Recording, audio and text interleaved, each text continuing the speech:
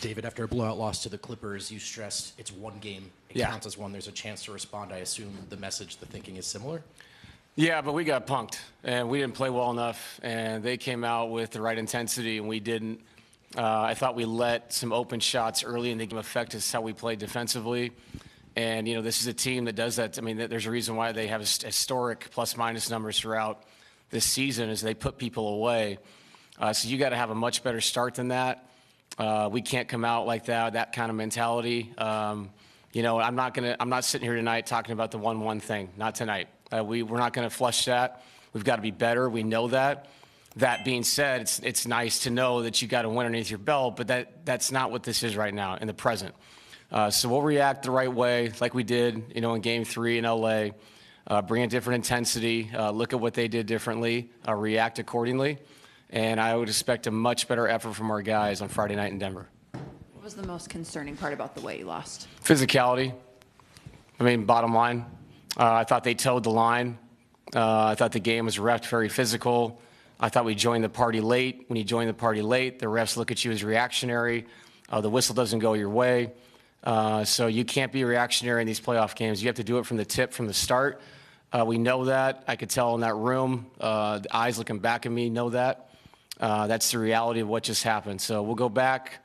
Obviously, it's a really tough series and a really good team, but I'll say it again, like you can't get punked the first 6 minutes. They set the tone. You can't get down this building. I believe it was 34-14. That's going to lead to some bad things. So going home, knowing that we can be much better is a positive. But tonight, we should not flush that. We should be thinking about that we got to get a lot better. Because you mentioned that you guys were kind of reactionary to the physicality. Yeah. Was there any thought of taking the starters out earlier when it looked like it was starting to get messy with Westbrook and Jokic? Did he foul himself out purposely? I mean, no. Did he thought of taking the starters out any earlier? I did not. No, I felt like those guys wanted to go back out there and play. I felt like they needed to find the rhythm of physicality. I think that they thought we were trying to junk up the game, which we weren't. We were just trying to play much harder than we did in the first half. You know, and obviously when he fouled out, you know, got mauled out with about a minute left. They got to sit the whole quarter. They'll get to sit tomorrow, all day Friday, and get ready for Friday night. So, no, I was not just going to sit the guys at halftime. Like, that's not what we're doing here. We're going to try to get better and play, feel what it was out there. So, yeah, it's a tough loss, but it's one. Coach, what can you guys do to kind of free Jamal a little bit? I mean, is it a matter of, you know, a pressure release of, you know, letting Aaron or somebody else bring the ball up and running them off screens, or, you know, what can you do to get them get Dort off of them? Yeah, I thought in game 1, Aaron and CB took a lot of the responsibilities like you're talking about, which allows us to get hits, you know, and free him up. We know with Dort holding and grabbing him all over the court, it's like you have to get multiple screens to give him space to play. And we talked about it at halftime. We have to get hits in the backcourt if he is the lead initiator, like you're saying. And that's part of the physical part of the game. You know, you have to be attentive to what's happening. Your teammates getting pressured, and that's something we can get better at for sure. You know, and like I said, I can sit here and say again it's 1-1, but that's another thing where you see your teammate out there being attacked by a guy. We have to do a better job of seeing that. And making plays for him so he can play in space. Same thing for Nikola. You know, better spacing behind some of the switching they were doing, switching the smalls onto him, getting underneath his legs. We got to start lower on the floor, have tighter catches so we can play in offensive areas where we succeed. And we didn't do that tonight.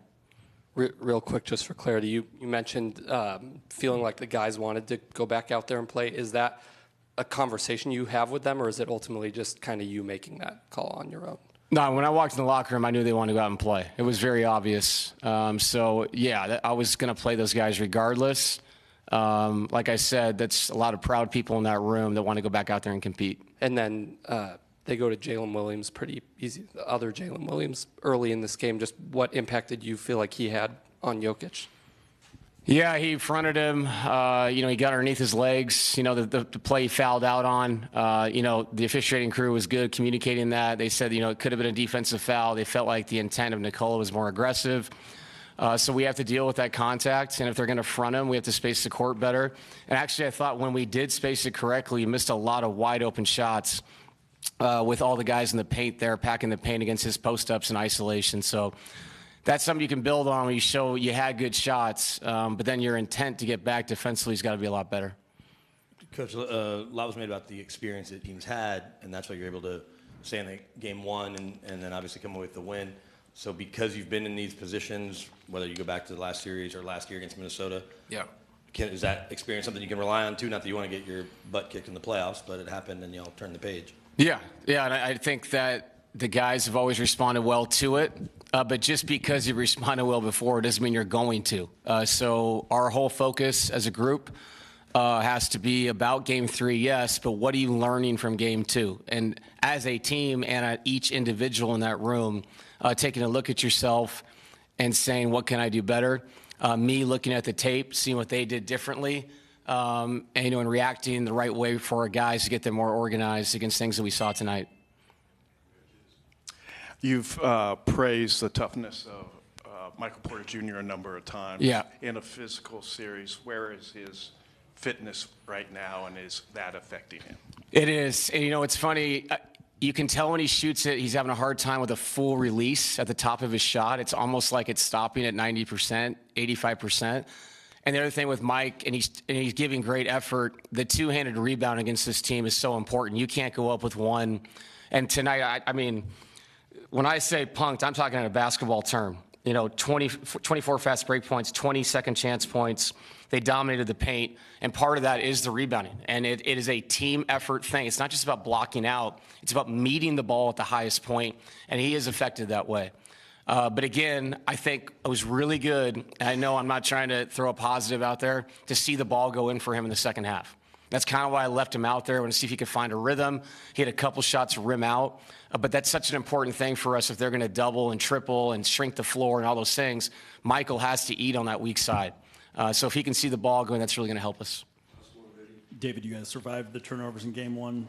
21 more tonight. Was there a common thread in terms of lacking ball security in terms of what they were able to do defensively? Yeah, I mean, they got into us, and, we brought up the screening earlier. We have to screen better. Also, I thought there was multiple times where a ball was on the ground, and there's a 50-50 chance to go get it after they had a deflection, and they seem to get every single one. And now they're running out the other way. So there's so many fundamental basketball things about that game, being the reason why it got away so quickly.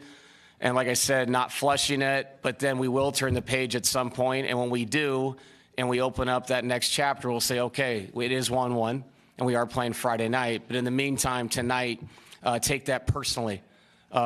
Everybody with this organization, take that personally, and that'll help you succeed in Game 3. Thank you.